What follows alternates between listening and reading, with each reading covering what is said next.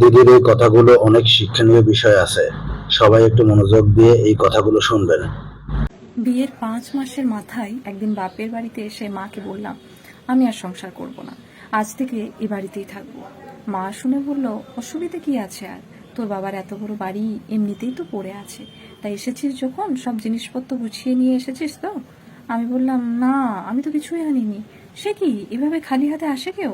তা এসেছিস যে জামাই জানে? আমি না বলেই এসেছি। জামাইকে বলে আসবি তো, শাশুড়ি মানুষটা তো খারাপ জানি, জামাই তো ভালো। ওকে না বলে চলে আসাটা ঠিক হয়নি তোর। তুই ফিরে যা, জিনিসপত্র সব গুছিয়ে নিয়ে চলে আয়, সেই সঙ্গে জামাইকেও নিয়ে চলে আয়। শাশুড়িকে জব্দ করতে হলে ছেলেকে ঘরে রেখে এলে হবে না। বর ভালো হলে ঘর ছাড়লেও বরকেও কোনো ছাড়তে নেই। ঘর বর দুটোই ছেড়ে দিলে মেয়েদের জীবন থেকে তো সংসারটাই চলে যায়। জামাই তো তোর কথা ফেলতে পারবে না, বরং জামাইকে নিয়েই তুই এই বাড়িতেই থাক। মায়ের কথা শুনে তো আমি অবাক। মা কখনো এই সুরে কথা বলেনি, হঠাৎ এইভাবে কথা বলতে মাকে বললাম, তুমি বলছো এসব? আমি তো বিশ্বাসই করতে পারছি না। এতদিন পর তুমি আমার দুঃখটা বুঝতে পারলে মা। যতই হোক তুই আমাদের একমাত্র মেয়ে, শাশুড়ি অত্যাচার কত আর সহ্য করবি বলতো? তোর বাবাও চাই তুই এই বাড়িতে এসে থাক। এক কাজ কর, জামাইকে বুঝিয়ে সুঝিয়ে নিয়ে চলে আয়, তবেই তো শাশুড়ি জব্দ হবে। ঠিক বলেছো, তোমার জামাই মনে হয় রাজি হবে না। সব হবে, কায়দা করে বলবি, দেখবি বরফ গলে জল হয়ে গেছে। মায়ের কথা শুনে আমি সেই দিনই শ্বশুরবাড়িতে ফিরে গেলাম। বুঝলাম মা যে বুদ্ধিটা দিয়েছে ওটাই প্রয়োগ করতে হবে। জীবনে কি চেয়েছিলাম আর কি হয়ে গেল সেটাই তখন ভাবছিলাম। মায়ের কথা মতো শ্বশুরবাড়িতে ফিরেই শাশুড়ির সাথে তুমুল ঝগড়া শুরু করলাম সেদিন। ঝগড়া করতে কারণ লাগে না, কোনো একটা ছুট পেলেই হলো। বর অফিস থেকে ফিরতেই যা ঘটলো তার থেকে একটু বাড়িয়েই বললাম, বলতে বলতে কেঁদেও ফেললাম।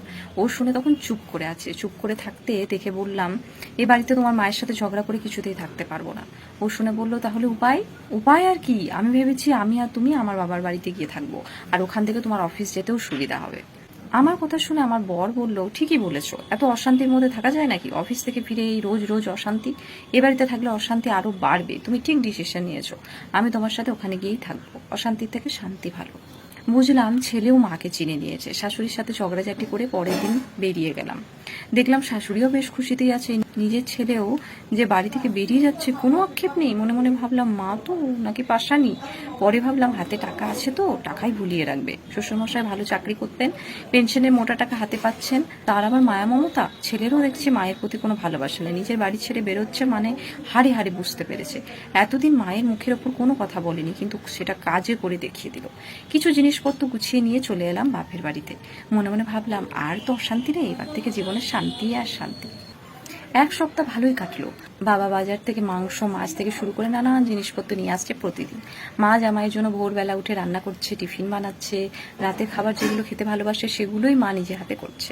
আমিও সকালবেলা কোনোদিন 9টায় কোনোদিন 10টায় উঠছি। একেবারে আরামের জীবন। এরকম সুখের জীবনই তো চেয়েছিলাম। এই করে আরও 15 দিন কেটে গেল।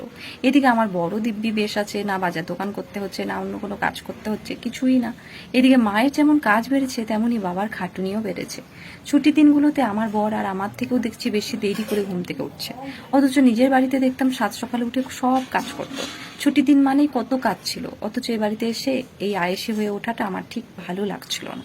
অথচ আমার বাবা মায়ের খাটুনি দেখে খারাপ লাগতো। রবিবারের একদিন সকালে প্রচন্ড চিৎকার আমার ঘুম ভাঙলো। নিচে নেমে গিয়ে দেখি আমার বাবার সাথে বরের কথা কাটাকাটি চলছে। আমার বর দেখি বাবাকে ভীষণ উল্টোপাল্টা কথা বলে অপমান করছে। দেখি তো ভীষণ খারাপ লাগলো।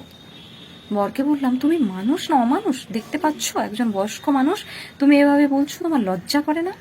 আমার বর বলল, তোমার তো বলার কোনো অধিকারই নেই এখানে। তুমি যখন আমার মায়ের সাথে এরকম খারাপ কথা বলতে, আমি তো তোমাকে কখনো কিছুই বলিনি। পরে তোমাকে শান্ত মেজাজে বুঝিয়েছি, কিন্তু তুমি আমার কথা বোঝোনি। তাহলে এখানে তুমি কেন বোঝাচ্ছ? আর যদি এইটুকুতে তোমার খারাপ লাগে, তাহলে এই 4-5 মাস ধরে তুমি আমার মাকে কত খারাপ কথা বলেছো ভাবো তাহলে। তার কতটা খারাপ লেগেছে বা আমার কতটা খারাপ লেগেছে। আমি তো তোমার সাথে খারাপ ব্যবহার করিনি, তাই তুমিও আজ আমাকে এভাবে বলতে পারো না। এই ব্যাপারটার পর থেকেই দেখলাম বাবা মায়ের মধ্যে প্রায়ই ঝামেলা হয়ে যাচ্ছে। মায়ের বয়স বাড়ছে, সকাল সকাল উঠে রান্না করাটাও মায়ের কষ্ট হচ্ছে, নিজেরই খারাপ লাগছিল বেশি। ভাবলাম আমিও সকাল সকাল উঠে মায়ের হাতে হাতে আমিও কাজটা করে নেব। কদিন করার চেষ্টা করলাম, দেখলাম আমার মা আমার কাজ ঠিক মায়ের পছন্দ হচ্ছে না। মা কথায় কথায় বলতে লাগলো, আমার সংসারে কাজকর্ম আমি যতটা ভালো বুঝি তুই অতটা বুঝবি না। গভীরভাবে ভাবলাম এই সংসারটা আমার মায়ের, আমার নয়।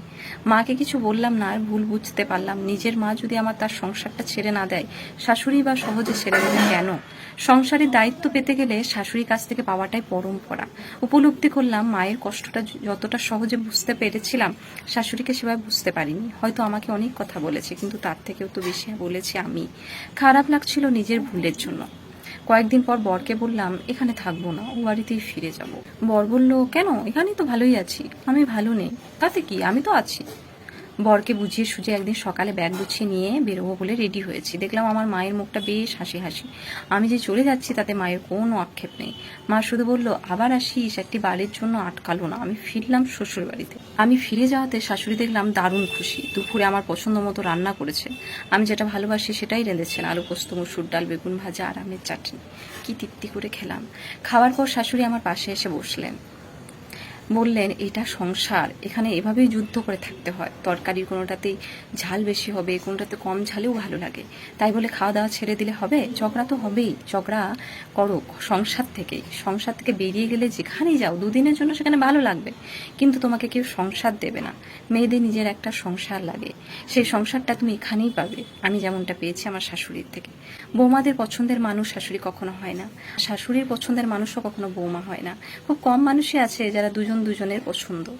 এই লড়াই চলে আসছে সেই কোন কাল থেকে, কোথাও কম কোথাও বেশি। তারপরেও থাকতে হবে, সংসার করতে হবে। ঘটিবাটি পাশাপাশি থাকলে ঠোকাঠুকি তো হবেই, তাই বলে বেরিয়ে যেও না। এটাই জীবন। টোনাটুনির সংসারে শাশুড়ির মতো চড়ুই পাখি একটা লাগে, তবেই না সংসার। ভালো আর মন্দ মিশেই জীবন। তারপর থেকে 30 বছর কাটিয়ে ফেলেছি, নিজের একটা সংসার হয়েছে। শাশুড়ির সাথে ঝগড়া করেছি, হয়তো দুদিন কথাও বলিনি, তবে সংসার থেকে বেরিয়ে যায়নি। আজ 5 বছর হলো শাশুড়ি নেই। ভীষণ মিস করি শাশুড়ি নামক প্রতিদ্বন্দ্বীকে। আজ খেলার মাঠ পুরো ফাঁকা। ভালো লাগে না সেই ফাঁকা মাঠে গোল দিতে। জীবনটা ফুটবল খেলার মতো। সংসার হলো বড় মাঠ, প্রতিদ্বন্দ্বী না থাকলে গোল দিয়ে কি মজা। অত বড় বাড়িটায় আমি একাই খেলছি। এই খেলাটা ঠিক জমছে না আর, কারণ জমানোর মানুষটাই তো নেই। মানুষটা ঝগড়া করতো, শাসন করতো, মাঝে মধ্যে রণচণ্ডীর মূর্তি ধরে বাড়ি মাথায় করতো। কিন্তু আমার অসুখ বিসুখ করুক, জ্বর সর্দি হোক, তুলসী পাতার রস, বাসক পাতার পাচক, জ্বরে মুখ খারাপ হয়ে গেলেও পলতা পাতার বড়া এগুলো মুখের কাছে ধরতো ওই মানুষটাই। শাশুড়ি মারা যাওয়ার আগে আমার মা চলে গেল পরপারে। তারপর একদিন শাশুড়িও মায়া কাটিয়ে চলে গেল। শাশুড়ি বেশ কিছু গয়না মারা যাওয়ার পর বছর 3 আগে আমাকে দিয়ে গেল। বলল, এগুলো সব তোমার। এই সীতাহারটা শুধু দুলকিকে দিয়ে দিও। দুলকি মানে আমার একমাত্র মেয়ে। আমার মেয়েরও বিয়ে ঠিক হয়েছে, সামনের ফাল্গুনে ওর বিয়ে। সেদিন সীতাহারটা বের করতে গিয়ে শাশুড়ির কাপড় জামা রাখার যে বাক্সটা ছিল ওটা খুলছিলাম। আমাকে দেওয়া গয়নাগুলো ওতেই ছিল। গয়নার বাক্স বের করতে গিয়ে দেখলাম বাক্সের এক কোণে সযত্নে রাখা রয়েছে একটি চিঠি। চিঠিটা লিখেছে আমার মা আমার শাশুড়িকে। তখন তো আর মোবাইল ছিল না। চিঠিটা পড়তে গিয়ে আবিষ্কার করলাম 30 বছর আগের একটি সত্যকে। মনের মধ্যে যা ছিল আবছা এক লহমায় সব কিছু পরিষ্কার হয়ে গেল। আমার মা লিখেছে, প্রিয় দিদি, মেয়ে আমার বাড়িতে পৌঁছেছে। তোমার কথা মতো কাজ শুরু করে দিয়েছি। কথা দিচ্ছি 1 মাসের মধ্যে তোমার বাড়িতে পাঠিয়ে দিতে পারবো। বুঝতেই তো পারছো মেয়ে আমার উড়নচণ্ডী। এই উড়নচণ্ডী মেয়েকে নিয়ে চিন্তার শেষ নেই। তোমার কথা মতোই আমি ওকে বলেছি ওই বাড়ি ছেড়ে চলে এসে এখানে থাক। যেমনটি বলেছ ঠিক তেমনটি করছি। ভয় হয় খুব, ওই মেয়ে কি করে সংসার করবে। তবে তুমি যখন আছো চিন্তা নেই। শ্বশুরবাড়িটা মেয়েদের বড় সম্মানের জায়গা। আমি চাই ওর একটা নিজের সংসার হোক। আর যাই হোক, বাবার বাড়িতে মেয়েরা দিনের পর দিন থাকলেও মেয়েদের সংসারটা কিন্তু ওখানে হয় না। মনে পড়ে যাচ্ছিল সে 30 বছর আগের মায়ের কথাগুলো। মা যখন বলেছিল সব ছেড়ে চলে আসতে, অবাক হলেও মায়ের ওই কথাগুলোর মধ্যে যে নিপুণ কৌশল ছিল আমি কিন্তু সেটা ধরতে পারিনি আমার বরের নিপুণ অভিনয়ও। ভেবেছিলাম মা আমাকে প্রশ্রয় দিচ্ছে। আমার ধারণাটাই ভুল ছিল। শ্বশুরবাড়ি থেকে যখন চলে এসেছিলাম তখন শাশুড়ি মাকে দেখেছিলাম মুচকে মুচকে হাসতে। চিঠি পড়তে পড়তে বুঝতে পারছিলাম হাসির কারণটা। শাশুড়ি মায়ের বুদ্ধি তারিফ না করে থাকতে পারছিলাম না তখন। সত্যিই তো ওই কৌশল প্রয়োগ না করলে এমন সুন্দর করে সংসারটাও যে হতো না আমার। এই 2 মা আমাকে উপহার দিয়ে গেছে নিজের একটা সংসার। শুধু মনের মধ্যে রয়ে গেছে সেই 2 মায়ের শূন্যতা, একটা আক্ষেপ। যদি আবার ফিরে পেতাম।